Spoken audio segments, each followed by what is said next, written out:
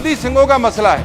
जो लोग सजा पूरी कर चुके संविधान के तहत, अब ये तो मानेंगे ना कि उनको तो छोड़ना होगा, लेकिन उनको अब नहीं छोड़ रहे। Sir Davinder Singh Bhullar sir please, उसकी सेहत खराब है, ऐसे लोगों को तो छोड़िए सर। उसके अलावा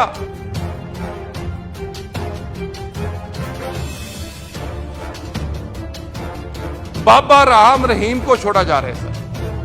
वो लोग जिसके ऊपर रेप के अंदर बंद, सर प्लीज को छोड़ा जा रहा है सर। उससे हमारे माहौल खराब हो रहे हैं, इनके लोग जाकर उनको नतमस्तक हो रहे हैं। सर एयरपोर्ट कनाडा की फ्लाइट मांगते हुए हमें कितना समय हो गया है, तो टोरंटो के लिए डायरेक्ट फ्लाइट हो। जो कर्ज है वो हमारा माफ कीजिए, चंडीगढ़ पंजाब को दीजिए, पानी के हमारे मसले हल कर दीजिए। एक उसका ध्यान था कि आर्मी में भर्ती हो जाएंगे, अब वो भी प्राइवेट हो रही है। अग्निवीर बन रहे हैं, अब अग्निवीर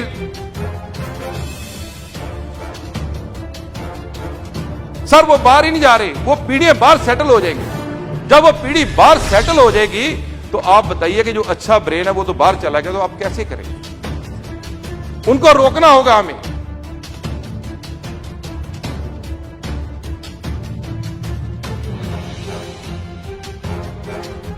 बहुत परेशानी है हमारे अमृतसर को, उसका भी नहीं कुछ हो रहा। Shri Gurjeet Singh Aujla. Thank you ji, thank you speaker sir. Speaker साहब, आपने बजट के ऊपर बोलने का मौका दिया।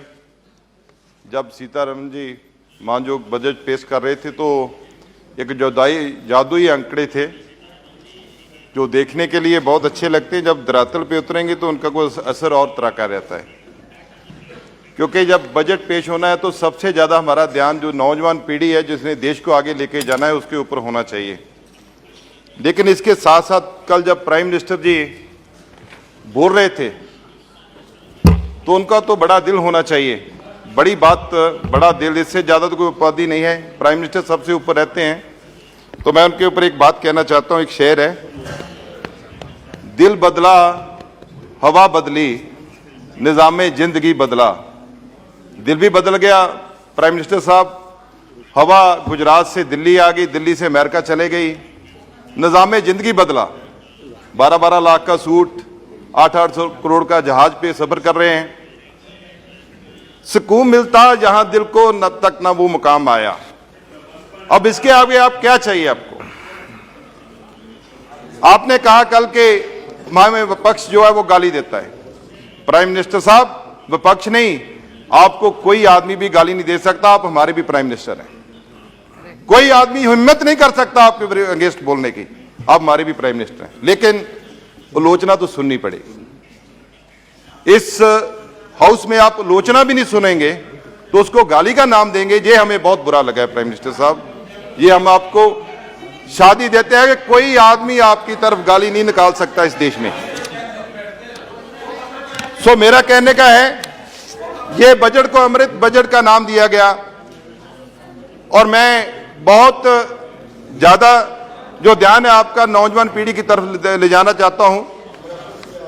अमृत पीढ़ी का एक नाम दिया गया उनको कि अमृत पीढ़ी, आगे अमृत पीढ़ी शुरू होगी। अमृत पीढ़ी जिसमें बेरोजगारी की दर जो है वो बताई गई है 18-19 और 20-21 का। 18-19 में 5%, 8% थी और 20-21 में 4.2% थी। लेकिन जो CMI centre monitoring of India है उसके मुताबिक 21-22 की जो बेरोजगारी दर है 7.1% है।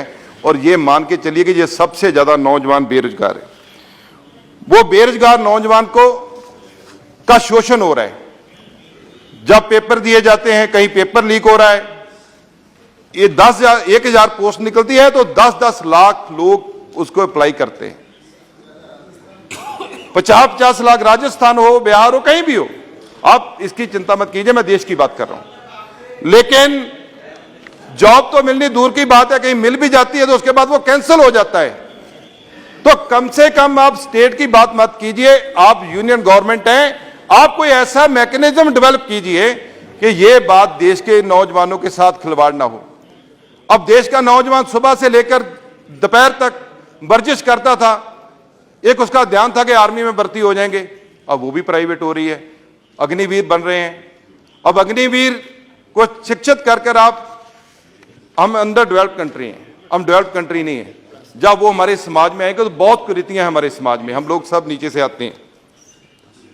तो मैं रिक्वेस्ट करना चाहता हूं कि इसके साथ साथ जो नौजवान वर्ग है उसको सही तरीके का आईना दिखाइए कि ये इस देश की स्थिति है। आप पेंट चाहे जितना मर्जी कर ले, लेकिन जो नींव कमजोर होगी तो वो ऊपर अच्छा मकान नहीं बन सकता, ये हमारा मानना है। प्रधानमंत्री कुशल विकास योजना में आपने coding, artificial intelligence, robotic, 3D printing, drones और सॉफ्टवेयर की बात की है कि इसमें जो नौजवान है उनको ट्रेनिंग दी जाएगी, स्किल सेंटर बनेंगे। लेकिन मैं कहना चाहता हूं 2015 में स्किल इंडिया बना था, जिसकी अब तक कितने लोग उसमें कामयाब हुए, कितने लोगों को रोजगार मिला, इसकी कोई आंकड़े नहीं है। बजट 2017 में हमारे स्वर्गीय जेटली जी ने बजट पेश किया था, 100 स्किल इंडिया इंटरनेशनल सेंटर बनेंगे। लेकिन पहले सेंटर का उद्घाटन कब हुआ है? 16 अप्रैल 2022 को धर्मेंद्र प्रधान जी भुवनेश्वर में करके आए। सर ये जो नौजवान जिसकी आप बात सेशन में कर, या बजट सेशन में करते हैं या पार्लियामेंट में करते हैं कि हम इतना दिशा दिखा रहे हैं, फ्यूचर ये इंडिया का बनेगा। 2022 से लेकर 2027 की बात करते हैं कि ये 2022 से लेकर 2027 का अमृतकाल चलेगा। लेकिन ये अमृतकाल कैसे चलेगा? पहला स्किल सेंटर आपका 6 साल में एक बनता है। अब उनको बोल दिया गया है कि अब आगे भी स्किल सेंटर जो है वो और बनाएंगे। सर इससे क्या हो रहा है? ब्रेन ड्रेन हो रहा है। 11 लाख स्टूडेंट बाहर पढ़ने जाता है। आपका जो बजट है स्टडी का 2.4 लाख करोड़ आपका बच्चे जो है वो बाहर फीस से पढ़ते हैं, बाहर जा रहे हैं, जिसमें पंजाब में भी करीब 35,000 करोड़ बच्चे जो हैं वो बाहर जा रहे हैं। 35,000 करोड़ जो रुपए हैं वो फीस के एवज में बाहर जा रहे हैं। सर वो बाहर ही नहीं जा रहे, वो पीढ़ियां बाहर सेटल हो जाएंगी। जब वो पीढ़ी बाहर सेटल हो जाएगी तो आप बताइए कि जो अच्छा ब्रेन है वो तो बाहर चला गया, तो आप कैसे करेंगे? उनको रोकना होगा हमें। अब पंजाब की मैं बात करता हूं सर। पंजाब जो गुरुओं की धरती के नाम से जाना जाता है, देश की अर्थव्यवस्था में सबसे बड़ा हिस्सा पंजाब ने डाला। इनकी जरूरत पड़ी तब देश की आजादी से पहले 80% कुर्बानियां जो रस्से गलों में डाले वो पंजाब के लोगों ने फांसी पे हंस के चढ़े। लेकिन पंजाब के ऊपर सबसे ज्यादा कर्जा 3 लाख करोड़ का हो गया सर। अभी हमारे अकाली दल के सांसद बोल के गए हैं। लेकिन सर मैं कहना चाहता हूं पंजाब के ऊपर जो कर्ज है वो हमारे लिए खतरा है। आप पंजाब का कर्ज उतारिए, नहीं तो जो हमारा नौजवान बॉर्डर के ऊपर लड़ता है, प्लीज कंक्लूड, जो बॉर्डर के ऊपर नौजवान लड़ता है वो आप कहां से लेके आएंगे? क्योंकि हमारे नौजवान बाहर को जा रहे हैं। सर उसके आगे मैं कहना चाहता हूं पंजाब में बेरोजगारी की दर बढ़ रही है, ड्रग्स की बड़ी समस्या है, उसके ऊपर कोई नहीं बोला गया। इंडस्ट्री की आप बात कर रहे हो, सारे देश में इंडस्ट्री आ रही है, लेकिन पंजाब में कोई भी इंडस्ट्री नहीं आ रही। आपने SEZ हिमाचल में दे दिया है, SEZ जम्मू में दे दिया, हमारी जो इंडस्ट्री वो भी वहां चले गई है। पंजाब को SEZ की कोई जरूरत नहीं है क्या? बॉर्डर एरिया है, हमारे और बड़े मुश्किलात है सर। वहां drone, anti drone system settle करना है, उसके लिए आप please conclude sir, please. Some more members have to speak in your party. बंदी सिंहों का मसला है, जो लोग सजा पूरी कर चुके संविधान के तहत, अब ये तो मानेंगे ना कि उनको तो छोड़ना होगा, लेकिन उनको अब नहीं छोड़ रहे। Sir Davinder Singh Bhullar sir please, उसकी सेहत खराब है, ऐसे लोगों को तो छोड़िए सर। उसके अलावा काम क्या हो रहा है? बाबा राम रहीम को छोड़ा जा रहा है सर। वो लोग जिसके ऊपर रेप के अंदर बंद। सर प्लीज सर, टाइम दीजिए सर, जरूरी है सर। 5.5 घंटे के बाद पहला स्पीकर है सर, टाइम दीजिए सर। उसको छोड़ा जा रहा है सर, उससे हमारे माहौल खराब हो रहे हैं। इनके लोग जाकर उनको नतमस्तक हो रहे हैं, उनके ऊपर बड़े बड़े ब्लेम है सर। सर मैं अमृतसर की बात कर रहा हूं सर, एम्स में सर, उससे क्या उसमें हमारी आर्मी लगती है, उसको कंट्रोल करना पड़ता है, हमारे पैसे यूज होते हैं, वो भी हमारे बजट का ही सिस्टम है सर। बॉर्डर एरिया है, एम चाहिए।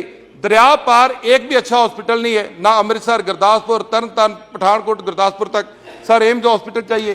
स्पोर्ट्स सेंटर, सबसे ज्यादा स्पोर्ट्समैन अमृतसर से पैदा हुए हैं सर। सर एयरपोर्ट, कनाडा की फ्लाइट मांगते हुए हमें कितना समय हो गया है, तो टोरंटो के लिए डायरेक्ट फ्लाइट हो, लेकिन वो भी नहीं सर हुई। सर ये बातें तो होनी चाहिए सर। स्मार्ट सिटी चाहिए sir. Sir please sir, G20 हो रहा है, finish, एक fraction of पैसा भी second. नहीं है सर उसके लिए दिया गया, स्मार्ट सिटी के लिए। Come to your sir railway last का point. आपने अपने रखा है, रीगो ब्रिज है, रीगो ब्रिज बनने वाला है सर, उसकी ट्रैफिक की समस्या सारी बहुत परेशानी है हमारे अमृतसर को, उसका भी नहीं कुछ हो रहा। सर हमारा कहना, हमारी बेनती इतनी है, अमृतसर जो बॉर्डर डिस्ट्रिक्ट है, पंजाब से ज्यादा बॉर्डर पाकिस्तान से लगता है, इसको एक अच्छा SEZ दीजिए, जो कर्ज है वो हमारा माफ कीजिए, चंडीगढ़ पंजाब को दीजिए, पानी के हमारे मसले हल कर Yes, दीजिए। please, सुब्रायन। पंजाब हमेशा देश के साथ खड़ा है।